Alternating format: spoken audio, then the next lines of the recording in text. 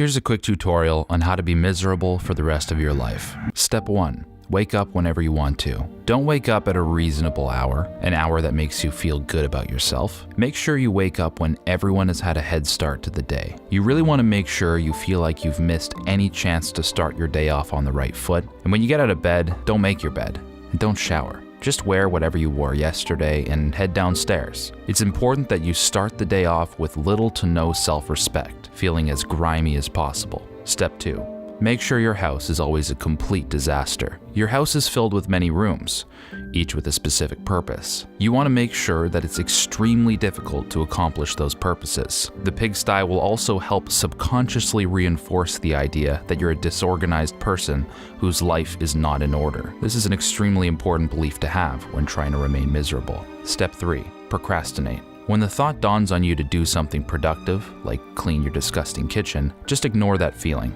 After all, you just woke up, and you have so much time later in the day to get that done. You want to get in the habit of delegating all your life's problems to the future version of yourself, who will probably have a lot more motivation and energy than you do right now.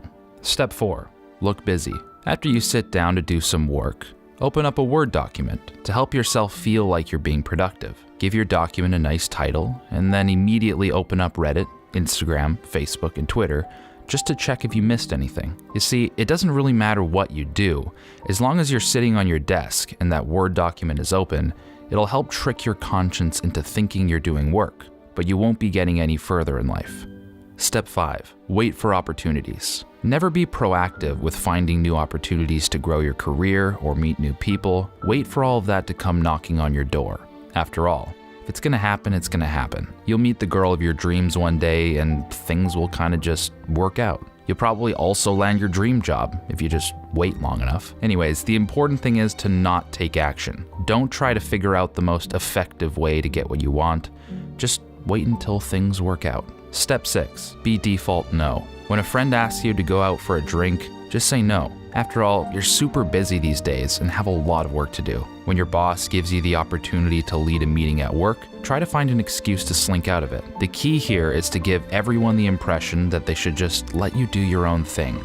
Be so good at saying no that people just stop asking you to do anything. Step 7. Be suspicious of people. Never give people the benefit of the doubt. Believe that everyone basically just wants to take advantage of you. And because of this, you should be guarded and put up walls to protect yourself emotionally. Assume the smiles people give you are fake and that their motives are malevolent.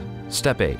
Never fix the things you dislike about yourself. Continue to engage in activities that make you feel subhuman and weak. Never prove to yourself that you can overcome obstacles or better yourself.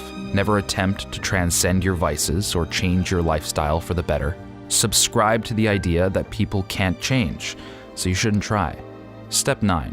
Focus on things you can't control. As often as possible, get pissed off at the traffic, the government, the pandemic. You really want to reinforce the idea that the world is messed up and there's nothing you can do about it. Focus on the shortcomings of others, the failings of your country, and the state of the economy. Maintain a constant external locus of control over all the events in your life. This will really help you feel powerless.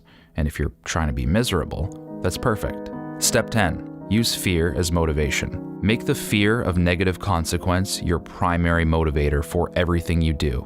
Set up deadlines that frighten you and punish yourself for failing to meet them. Use white-knuckle tactics to force yourself into productivity, and remind yourself constantly that your entire life could fall apart if you don't keep your head above water. Step 11. Only do what is comfortable. Let your comfort zone be the authority on what you do and don't do. If it's not comfortable, don't do it. Avoid discomfort at all costs, and participate only in activities that are familiar and effortless. Don't concern yourself with gaining fresh perspectives or novel experiences. Stay in your lane, operate in your wheelhouse.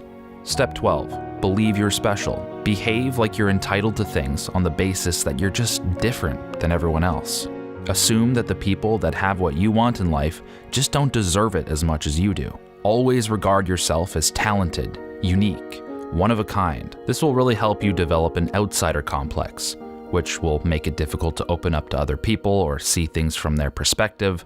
But since you don't want to do any of that uncomfortable stuff anyways, that's perfect. Step 13. See life not as it is, but how you wish it to be.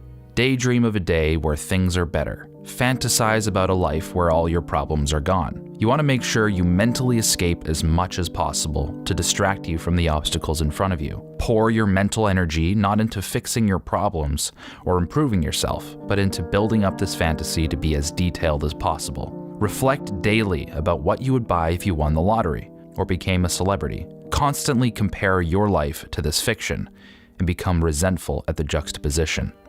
So, if suffering is what you're after and you crave the daily strife, then you're in luck, because if you follow this advice, you'll be miserable for the rest of your life.